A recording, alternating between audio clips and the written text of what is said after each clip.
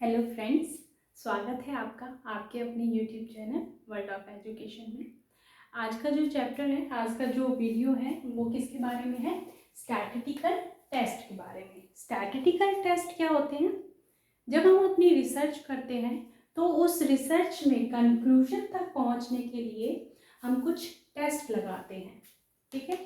उन्हीं टेस्ट को हम स्टैटिस्टिकल टेस्ट कहते हैं। यहाँ मैं मानकर चलूँगी कि आपको स्टैट के बारे में थोड़ी सी नॉलेज है। मीन क्या होता है, स्टैंडर्ड डेविएशन क्या होता है, ये आपको नॉलेज है, ये मैं मानकर चलूँगी, ठीक है। तो देखिए, ये जो स्टैटिस्टिकल टेस्ट जो लगाते हैं, सबसे पहले हम ये देखते हैं कि हम अपनी रिसर्च में कौन सा टेस्ट लगाएं, ठीक है। तो ये जो सिलेक्शन ऑफ टेस्ट है वो किस पर डिपेंड करता है? सिलेक्शन ऑफ टेस्ट किस पर डिपेंड करता है भाई? सिलेक्शन ऑफ टेस्ट दो बातों पे निर्भर करता है, दो बातों पे डिपेंड करता है। ऑन द बेसिस ऑफ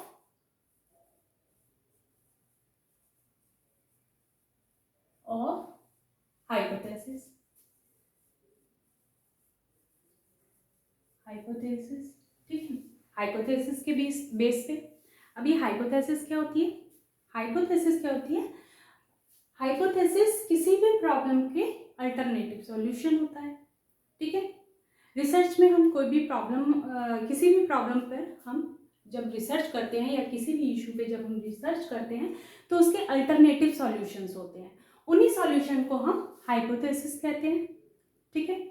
अब ये हाइपोथेसिस के बेसिस पे कैसे, देखो पहले हम ये देखेंगे कि जो हमने अपनी रिसर्च में हाइपोथेसिस बनाई है वो किस तरह की बनाई है।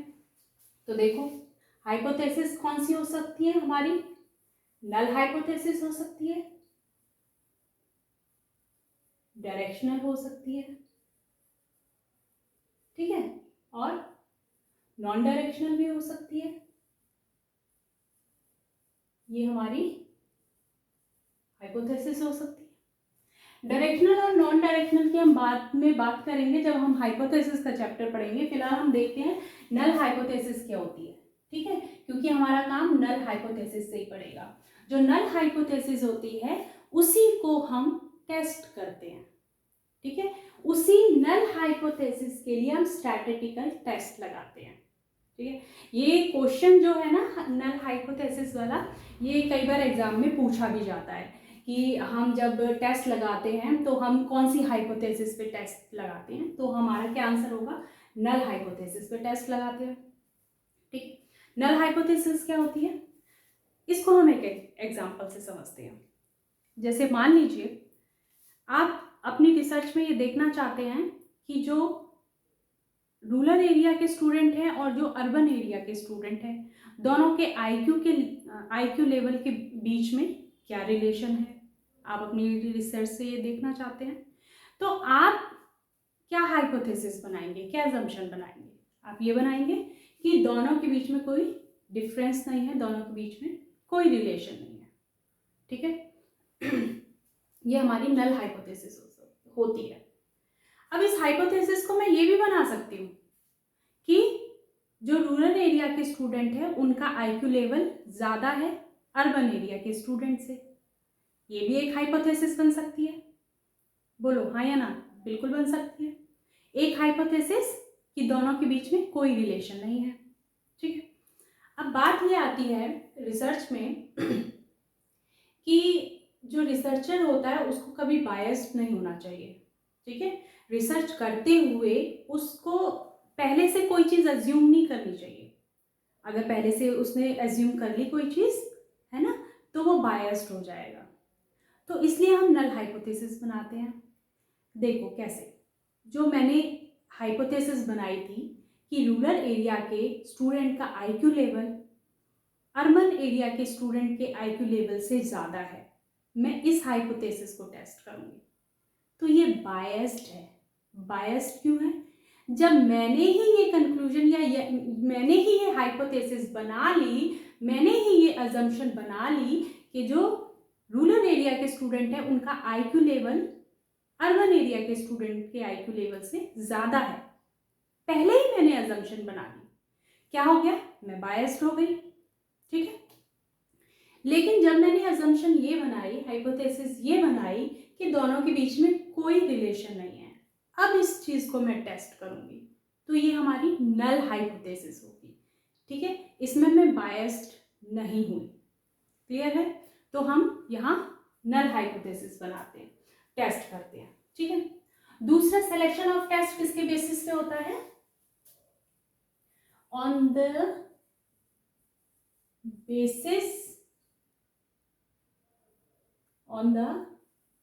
basis of data being measured। ठीक है, जो डेटा हमने अपनी रिसर्च में यूज किया है उस डेटा के बेसिस पे हम स्टैटिस्टिकल टेस्ट डिसाइड करते हैं। ठीक है, अब ये हमारा डेटा कैसा भी हो सकता है, ये हमारा डेटा कैसा भी हो सकता है, इंटरवल डेटा हो सकता है, ऑर्डिनल डेटा हो सकता है, नॉमिनल हो सकता है एंड रैशनल भी हो सकता है। ठीक है, ये जो टाइप्स हैं डेटा के, ये हम आगे डिस्कस करेंगे। तो इनमें से हमें अपने डेटा को आइडेंटिफाई करना होता है कि हमारा डेटा किस कैटेगरी में लाई करेगा, उसके बेसिस पे हम ये टेस्ट लगाते हैं। ठीक है, यहाँ तक क्लियर है? अब देखिए टाइप ऑफ टेस्ट। अब ये जो हम टेस्ट लगाएंगे ये कितने टाइप के होते हैं? ये 2 टाइप के होते हैं mainly, parametric and non parametric. सबको पता है पैरामेट्रिक होता है और एक नॉन पैरामेट्रिक होता है। अब ये पैरामेट्रिक क्या है और नॉन पैरामेट्रिक क्या है, इसको आइए इसकी जो पैरामेट्रिक की फीचर्स है, पैरामेट्रिक की जो कैरेक्टरिस्टिक है उसके बेसिस पे जानते हैं। ठीक है, तो अभी हम क्या करते हैं, नॉन पैरामेट्रिक बाद में पढ़ेंगे, पहले हम क्या पढ़ेंगे, पैरामेट्रिक। तो नॉर्मली डिस्ट्रीब्यूटेड, पहली कैरेक्टरिस्टिक क्या है, नॉर्मली डिस्ट्रीब्यूटेड। देखिए नॉर्मली डिस्ट्रीब्यूटेड का क्या मतलब है,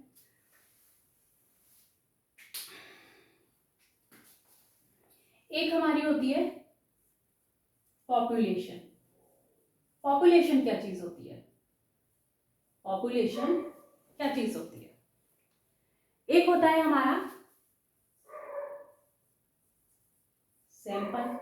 अब भाई ये सैंपल क्या चीज होती है, ठीक है, अब देखो पॉपुलेशन क्या होती है और सैंपल क्या होता है।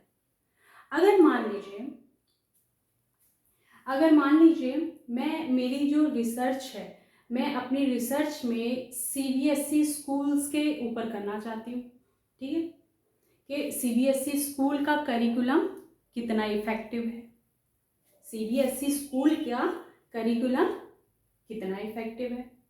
ठीक है, तो पॉपुलेशन क्या होगा, यहाँ पर पॉपुलेशन होगा सीबीएसई जितने भी स्कूल हैं, पॉपुलेशन क्या होगी, जितने भी सीबीएसई स्कूल हैं। अब कितने सीबीएसई स्कूल हैं, काफ़ी सारे होंगे, हो सकता है 10,000 हो, 20,000 हो, 25,000 हो, कितने भी हो सकते हैं सीबीएसई स्कूल्स। ठीक है, तो ये हमारी सीबीएसई स्कूल्स क्या है, ये हमारी पॉपुलेशन है। अब भाई अगर 10,000 हुए, 20,000 हुए, 25,000 हुए, तो मैं सबको थोड़े ना अपनी रिसर्च में सबसे थोड़ा ना डेटा कलेक्ट कर सकती, मैं क्या करूँगी, उनमें से सैंपल ले लूँगी। ठीक है, सीबीएसई स्कूल्स में से सैंपल ले लूँगी। अब ये सैंपल भी मैं बहुत सारी टेक्निक्स होती हैं सैंपल लेने की, जिन्हें सैम्पलिंग टेक्निक्स कहते हैं, उनके बेसिस पे लूँगी, टेक्निक लगाऊंगी कि सैंपल में कौन सा लूँ। ठीक है, वो टेक्निक अब बाद में देखेंगे, पहले ये देखते हैं सैंपल क्या होता है। तो मान लीजिए सारे सीबीएसई स्कूल हैं, उसमें से सिर्फ मैंने हरियाणा भी बहुत बड़ा सैंपल हो जाएगा, मान लो मैंने सिर्फ दिल्ली के लिए सीबीएसई स्कूल, ठीक है, और मैंने सिर्फ आगरा में जितने स्कूल्स थे सीबीएसई लिए मैंने। ठीक है, मैंने ये 2 सिटी के स्कूल्स ले लिए सीबीएसई स्कूल। तो ये दिल्ली और आगरा क्या है, हमारे लिए सैंपल हैं, और ये पूरे जितने भी सीबीएसई स्कूल्स हैं वो सारे क्या हैं, पॉपुलेशन है। ठीक है, दूसरा एग्जाम्पल लेते हैं कि मैं इस अर्थ पे रहने वाले लोगों की एवरेज हाइट क्या है, इस अर्थ पे रहने वाले लोगों की एवरेज हाइट क्या है ये जानना चाहती हूँ। तो भाई देखो, अब इस अर्थ पे तो कितने सारे लोग रह रहे हैं, मैं सबकी तो हाइट नहीं दूंगी ना, सबका तो हाइट का डाटा नहीं दे सकती। तो मैं क्या करूँगी, हो सकता है मैं कंट्री को कंट्री को हो सकता है किसी कंट्री में से कुछ सैंपल ले लूँ, है ना। तो इस तरह से ये हमारा सैंपल होता है, ये हमारी पॉपुलेशन होती है। अब ये क्या होता है, नॉर्मली डिस्ट्रीब्यूटेड होना चाहिए। ये जो हमारी पॉपुलेशन है ये नॉर्मली डिस्ट्रीब्यूटेड होनी चाहिए। नॉर्मली डिस्ट्रीब्यूटेड का मतलब क्या है, देखो जो हमारी ये जो कुदरत है उसने सारी चीज एवरेज बनाई है, ठीक है। आप अगर ब्यूटी की बात करें तो बहुत कम लोग ऐसे होंगे जो बहुत सुंदर होंगे, बहुत कम लोग ऐसे होंगे जो सुंदर नहीं होंगे। वैसे तो सुंदर सभी होते हैं, पर फिर भी हम मान लेते हैं जो सुंदर नहीं होंगे, है ना। लेकिन सबसे ज्यादा पोर्शन किसका होगा, एवरेज लोगों का, एवरेज ब्यूटी का सबसे ज्यादा पोर्शन होगा। हाइट हम ले लें, हाइट सबसे ज्यादा हाइट वाले बहुत कम लोग होंगे, कम हाइट वाले भी बहुत कम लोग होंगे, लेकिन एवरेज हाइट वाले सबसे ज्यादा पोर्शन है, ठीक है। तो आप कोई भी चीज ले सकते हैं, है ना। तो कुदरत में सारी चीजें क्या है, नॉर्मली डिस्ट्रीब्यूटेड है, ठीक है। तो ऐसा जो पॉपुलेशन है वो क्या होना चाहिए, नॉर्मल डिस्ट्रीब्यूटेड होने चाहिए। देखिए नॉर्मल डिस्ट्रीब्यूशन का ये एक नॉर्मल डिस्ट्रीब्यूशन कर्व होता है, ठीक है। यहां पर ये लाई करता है इसका mean.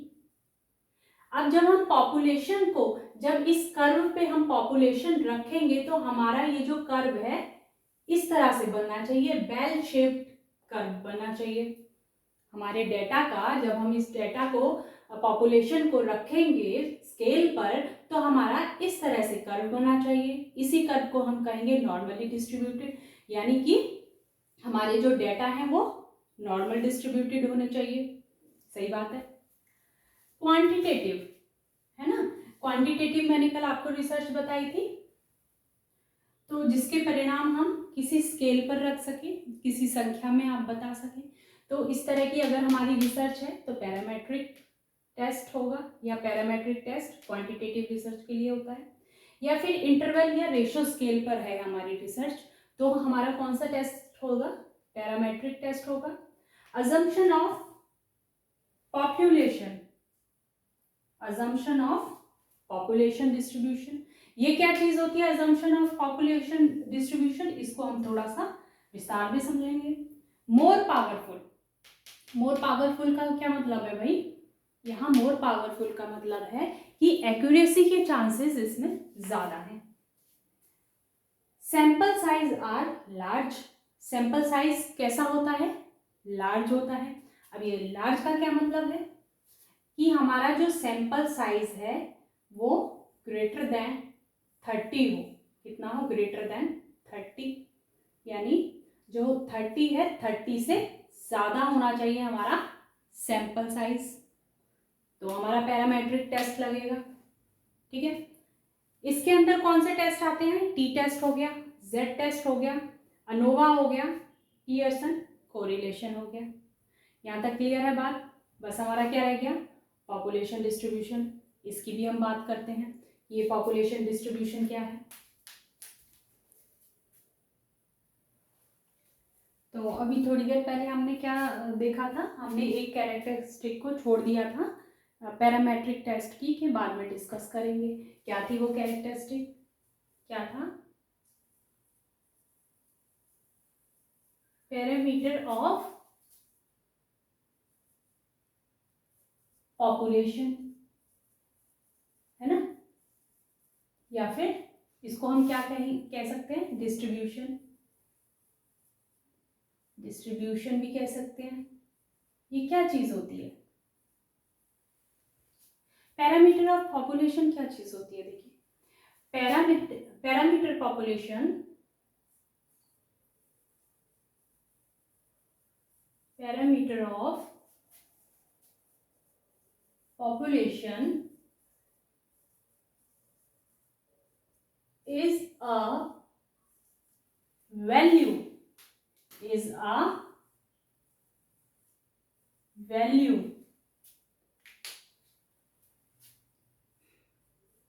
that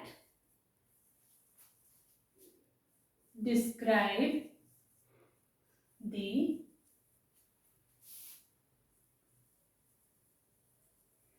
characteristic of population।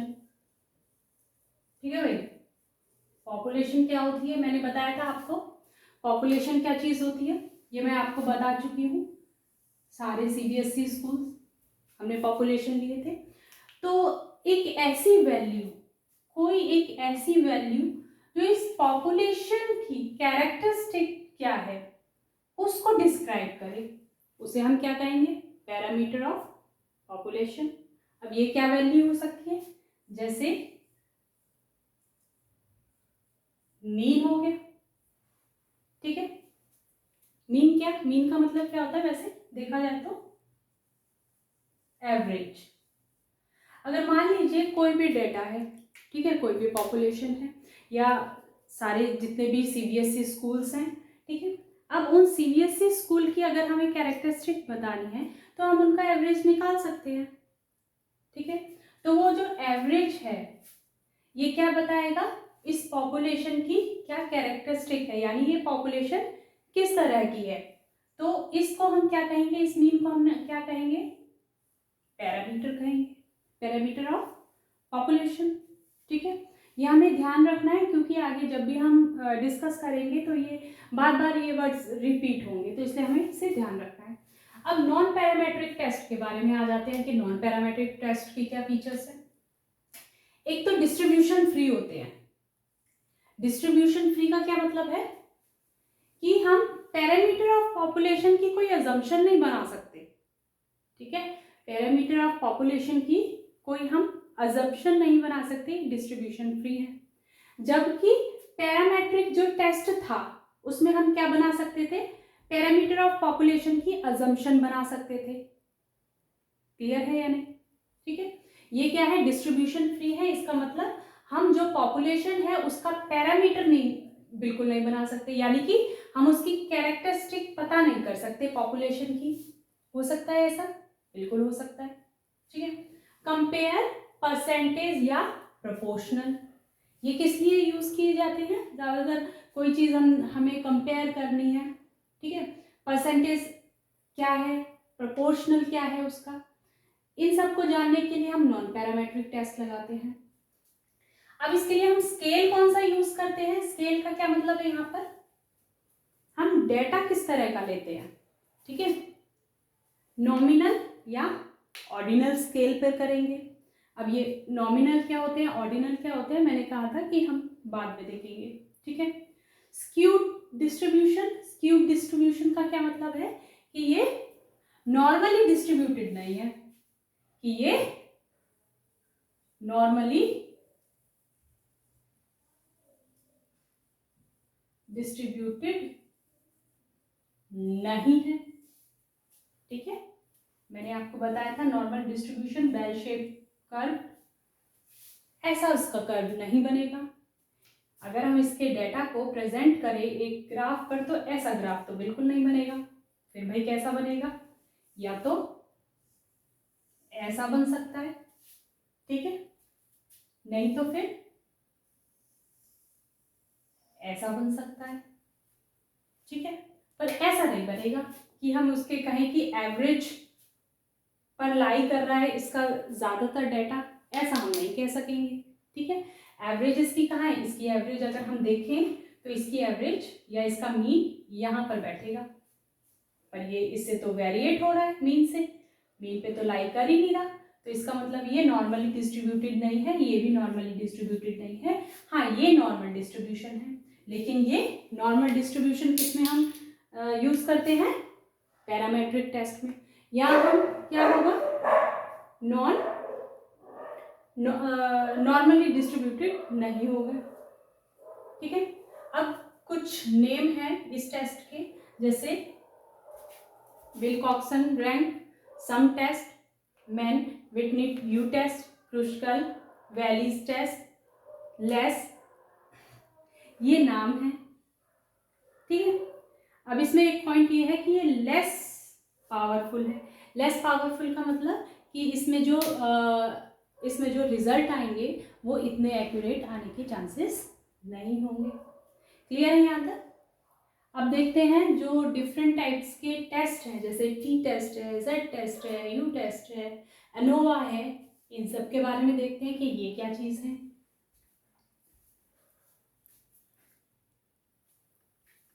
तो आइए अब देखते हैं टी टेस्ट के बारे में। तो T test compare means of two groups of single population और डिफरेंट पॉपुलेशन। पॉपुलेशन क्या है आपको मैं बता चुकी हूँ। जैसे देखिए, एक सीबीएसई स्कूल है, एक एचबीएसई स्कूल है, एसई, ठीक है। एक हरियाणा बोर्ड का स्कूल है, एक हरियाणा बोर्ड स्कूल्स है और एक सीबीएसई स्कूल है, ठीक है। तो हमारे क्या है, compare means of two groups of single population और डिफरेंट पॉपुलेशन। यहां से अब हम इससे स्टार्ट करते हैं, सिंगल पॉपुलेशन और डिफरेंट पॉपुलेशन। अगर मैं सिर्फ सीबीएसई स्कूल की बात करूं, ठीक है, एचबीएसई छोड़ दूं, सिर्फ सीबीएसई स्कूल की बात करूं, तो ये क्या है, एक पॉपुलेशन है। इससे मैंने क्या निकाला, सैंपल निकाला, ठीक है। इससे मैंने क्या निकाला, एक सैंपल निकाला। उस सैंपल को मैंने बॉयज और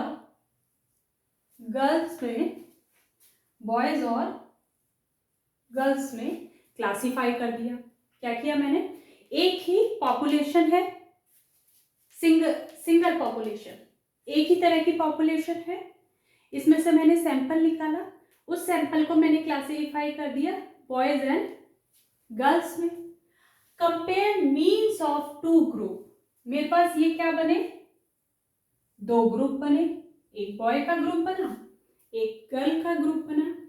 तो जब मैं इन दोनों ग्रुप के बीच में कंपैरिजन करूंगी तो कौन सा टेस्ट लगाऊंगी मैं, टी टेस्ट।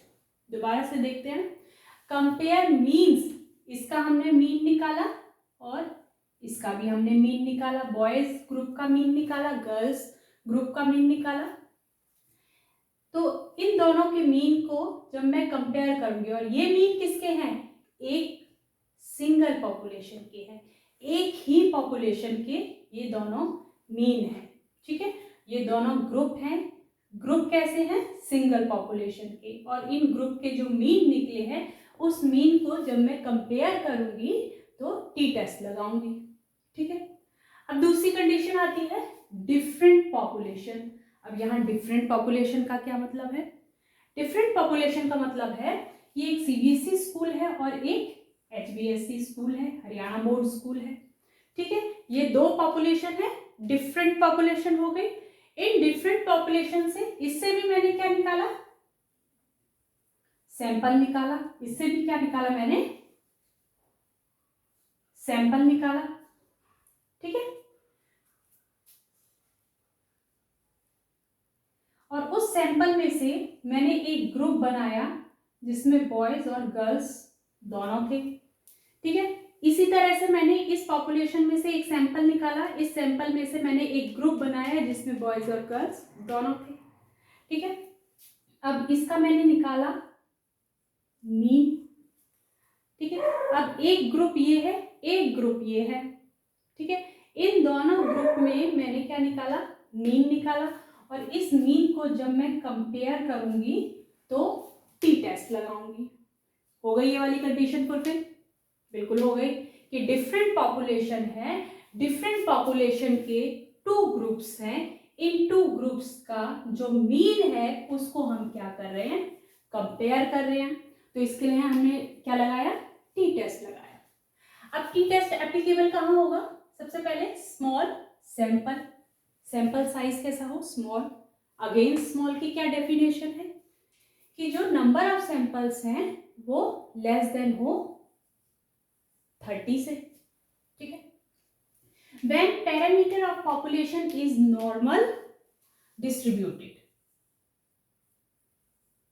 Normal distributed. अब मैंने पहले बता चुकी हूँ कि पैरामीटर ऑफ पॉपुलेशन क्या होता है।